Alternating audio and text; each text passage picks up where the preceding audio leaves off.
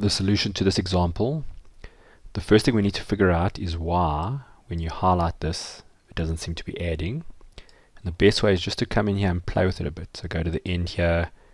Doesn't seem to be any spaces at the end, nothing at the beginning. This space here seems to be a problem. So let me delete it.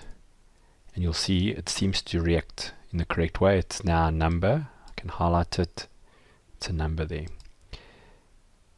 So in theory, what we should be able to do is that's a space.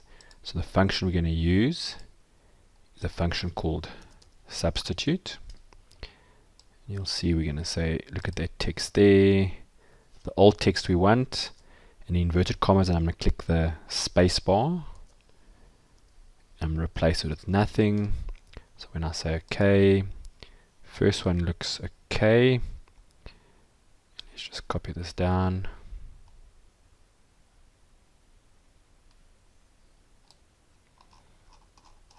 And you'll see when I do that, I've still got a count, no sums. This could be, maybe it's not seeing it as a text. So let's put a value function in front and wrap it around it.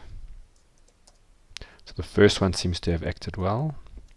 Let's paste it. And now it's telling us that there's an error here. Something's not right with this. So this is a common issue in Excel. What you need to do is that this space is not a normal space generated by a space bar. So I'm going to highlight it and copy that thing, whatever it is.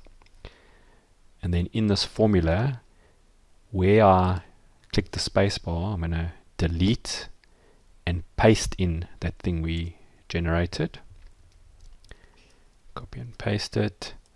And you'll see now it's correctly getting the numbers. And I should be able to copy and paste it to the right. Let's just check. So it looks like it's looking in the right place.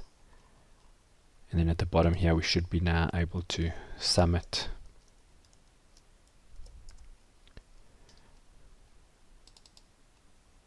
And you'll see the numbers we get are the numbers we're looking for.